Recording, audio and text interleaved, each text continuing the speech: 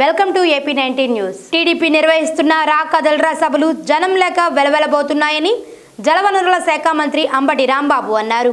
మంగళవారం ఆయన తాడేపల్లిలోని పార్టీ కార్యాలయంలో విలేకరులతో మాట్లాడారు. శంఖం ఊదలేని స్థితిలో లోకేష్ శంఖారావం ఉందని ఎద్దేవా చేశారు. రానున్న ఎన్నికల్లో మళ్లీ సీఎం జగనే అవుతారనడంలో ఎలాంటి సందేహం లేదన్నారు. 175 స్థానాలకు 175 స్థానాలు గెలుస్తామని ధీమా వ్యక్తం చేశారు. రా కదలిరా అంటే ఎవడు రాటర్లా ఎవడు కదలటర్లా, వెనక కుర్చీలన్నీ ఖాళీలు. ముందు పాపం ఏదో ఉపన్యాసం చెప్పేటటువంటి కార్యక్రమం చేసి కంటి తొడుపు చర్యలుగా బహిరంగ సభలు నిర్వహిస్తున్నారు. అది పాపం నారావారి రా కదలిరా పరిస్థితి. ఇంకోటి వాళ్ళ అబ్బాయి మాజీ మంత్రి లోకేష్ గారు, సరే ఆయనకి రకరకాల పేర్లు ఉన్నాయనుకో, అవన్నీ ఇప్పుడు అనవసరం, శంఖారావం అన్నాడు. అది శంఖారావం మరి నాకు తెలియదు, కానీ శంఖారావం అని మాత్రం వార్తల్లో చెబుతున్నారు. ఆయన మాత్రం చెప్పలేడు. ఆ శంఖం ఊదలేకపోతున్నాడు. ఇంకా రామం ఎక్కడొస్తుంది? ఆ శంఖాన్నే ఊదలేనటువంటి దశలో శంఖారావం మొదలెట్టే కార్యక్రమం చేస్తున్నాడు ఆయన. శంఖారావం అది సిద్ధం అనే బహిరంగ సభలను మా పార్టీ అధ్యక్షులు జగన్మోహన్ రెడ్డి గారు నిర్వహించారు, పాల్గొన్న ప్రతి సిద్ధం బహిరంగ సభ కని విని ఎరుగని రీతిలో రాజకీయ చరిత్రలోనే ఇంత ఉత్సాహంగా ఇంత భారీగా జరిగినటువంటి సమావేశమే లేదన్నట్టుగా జరుగుతున్నాయి. ఇంకా 4వ సభ కొరవుగా ఉంది. ప్రచారానికి బయలుదేరిన తర్వాత ఇంకా చాలా క్లియర్ పిక్చర్ అర్థమైపోతుంది. ఈ రాష్ట్రంలో తిరిగి మళ్ళా జగన్మోహన్ రెడ్డి గారే ముఖ్యమంత్రి కాబోతున్నారు. 175 టార్గెట్ గా పెట్టుకుని వెళ్లబోతున్నారనే దాన్ని ఏ మాత్రం సంశయం లేనటువంటి రీతిలో ప్రజలకు అర్థమయ్యే రీతిలో అర్థమవుతాయని కూడా ఈ సందర్భంగా నేను మనవి చేస్తున్నాను. వైసీపీకి మండలిలో 43-44 మంది ఉన్నారని, చంద్రబాబుకు ఎవరున్నారు అని ఎమ్మెల్యే కొడాలి నాని ప్రశ్నించారు. పార్లమెంట్లో 3 ఉంటే 2 చంద్రబాబును వదిలేశారని, ఇప్పుడు ఒకరే ఉన్నారని అన్నారు. అసెంబ్లీలో 23 మంది ఉంటే 18 మందికి వచ్చాడని, శాసన మండలిలో 4 కూడా లేరని మండిపడ్డారు. చంద్రబాబు స్థాయి ఏంటి, జగన్ స్థాయి ఏంటి, ఇలాంటి వ్యక్తులతో జగన్ చర్చకు కూర్చుంటాడా అని కొడాలి నాని అన్నారు. ఎమ్మెల్సీలు ఉంటే మండలంలో దాంట్లో 43-44 ఆయనకు ఉన్నారు. చంద్రబాబు నాయుడుకి ఎవడున్నాడు? రాజ్యసభలో ఒక మెంబర్ ఉన్నాడు. పార్లమెంట్ లో 3 మెంబర్లు ఉంటే 2 వదిలేసి వచ్చి ఒకడు ఉన్నాడు పార్లమెంట్లో. అసెంబ్లీలో 23 మంది ఉంటే 18 మందికి వచ్చాడు. మండలంలో 4 లేరు, తిప్పి కొడితే ఇతని స్థాయి ఏంటి, జగన్మోహన్ రెడ్డి గారి స్థాయి ఏంటి? జగన్మోహన్ రెడ్డి గారి చర్చ కూర్చుంటాడా? గ్రామీణ అభివృద్ధికి సీఎం జగన్ విస్తృత కృషి చేస్తున్నారని ఎమ్మెల్యే సింహాద్రి రమేష్ బాబు అన్నారు. బుధవారం చల్లపల్లి మండలం మంగళాపురంలో 43.60 లక్షల రూపాయలతో నూతనంగా నిర్మించిన గ్రామ సచివాలయం, 23.9 లక్షల రూపాయలతో నిర్మించిన రైతు భరోసా కేంద్రం, 20.80 లక్షల రూపాయలతో నిర్మించిన హెల్త్ క్లినిక్ సెంటర్లను ఆయన ప్రారంభించారు. ఈ కార్యక్రమంలో వైసీపీ జోనల్ ఇన్ఛార్జ్ నరసింహారావు, వైసీపీ నాయకులు, కార్యకర్తలు పాల్గొన్నారు.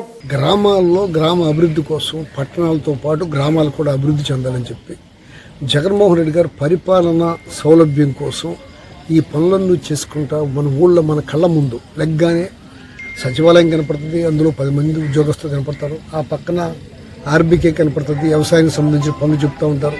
ఇంకో పక్క ఈ మందులు ఇవ్వడానికి ఎల్ఎస్ సెంటర్ కనపడుతుంది. 105 రకాల మందులు ఉంటాయి.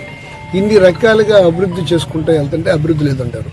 రెండోది ఏంటంటే, ఇంకో పక్క తలెత్తి పైకి అటు చూస్తే స్కూల్ కాడికి వెళ్తే గవర్నమెంట్ స్కూల్స్ మూతపడి వాటిని బ్రహ్మాండంగా నాడు నేడు పేరుతో అద్భుతంగా చేసి అక్కడ ఇంగ్లీష్ మీడియంలో పాఠాలు చెప్పి 8th క్లాస్ దగ్గర నుంచి ట్యాబ్స్ ఇచ్చి బైజూస్ యాప్ ఇచ్చి ప్రపంచ స్థాయి పోటీలు పడి పేద పిల్లలు కూడా ఉద్యోగాలు సంపాదించుకునేటట్టుగా జగన్మోహన్ రెడ్డి గారు తీసుకెళ్తుంటే డెవలప్మెంట్ లేదు అంటే ఎన్ని డెవలప్మెంట్ అంటే ఒక 10 మంది ఏదో పెద్ద పెద్ద బిల్డింగ్లు కడితే సంపాదించుకుంటే అది డెవలప్మెంట్ కాదు.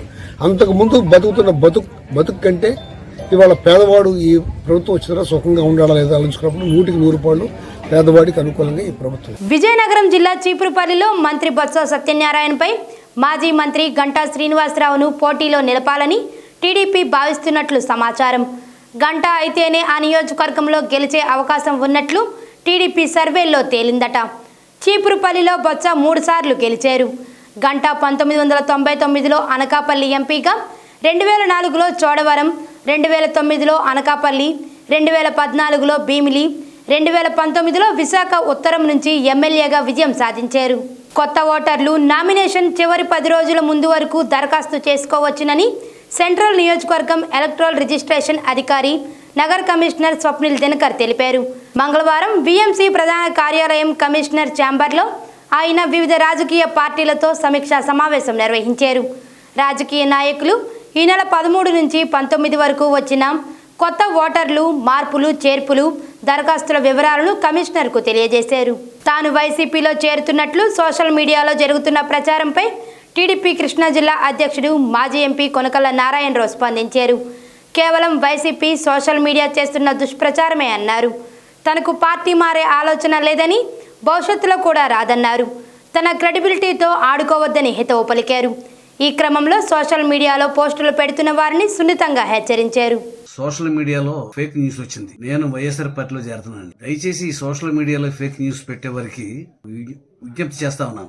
మా క్రెడిబిలిటీతో మీరు దయచేసి ఆడుకోవద్దు. మేము చాలా నిబద్ధత కలిగితో మేమంతా తెలుగుదేశం పార్టీలో కీలకమైన నాయకులు. మేము పార్టీ మారే ఆలోచన నాకు ఎప్పుడు లేదు, భవిష్యత్తులో కూడా రాదు. పౌల్ట్రీ పరిశ్రమను బర్డ్ ఫ్లూ వణికిస్తోంది. గత వారం నెల్లూరు జిల్లాలో బర్డ్ ఫ్లూతో పెద్ద సంఖ్యలో కోళ్లు చనిపోయాయి. చికెన్ దుకాణాలు మూతపడుతున్నాయి. దీంతో ప్రభుత్వ యంత్రాంగం అప్రమత్తమైంది. పౌల్ట్రీలు ఎక్కువగా ఉండే కృష్ణా, గోదావరి జిల్లాలతో పాటు విదేశీ పక్షులు వచ్చే NLR, ప్రకాశం, కడప, ఏటీపీ జిల్లాల్లో ర్యాపిడ్ రెస్పాన్స్ టీంలను ఏర్పాటు చేశారు. కోళ్లు, విదేశీ పక్షుల రక్త నమూనాలు సేకరిస్తున్నారు. వినుకొండ పట్టణంలో మంగళవారం బహిరంగ సభ ఏర్పాటు చేసిన విషయం తెలిసిందే. సభ వద్దకు Vinukonda MLA Bolla Brahmanaidu, Narasaraopet parliament in charge Anil Kumar Yadav చేరుకోగా వైసీపీ శ్రేణుల్లో సందడి వాతావరణం కనిపించింది. దారి పొడవునా అనిల్ కుమార్ యాదవ్కు కార్యకర్తలు, అభిమానులు ఘన స్వాగతం పలికారు. సాంస్కృతిక కార్యక్రమాలతో బహిరంగ సభ వద్ద కోలాహలం నెలకొంది.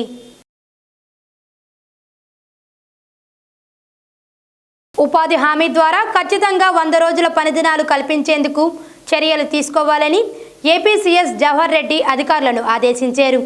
ఈ మేరకు మంగళవారం వెలగపూడి రాష్ట్ర సచివాలయంలో ఉపాధి హామీ పథకం, తాగునీరు అంశాలపై పంచాయతీరాజ్ శాఖ అధికారులతో ఆయన సమీక్షించారు. గ్రామ సచివాలయ భవనాల నిర్మాణం, రైతు భరోసా కేంద్రాలు తదితర భవనాల నిర్మాణాల ప్రగతిని సీఎస్ జవహర్ రెడ్డి సమీక్షించారు.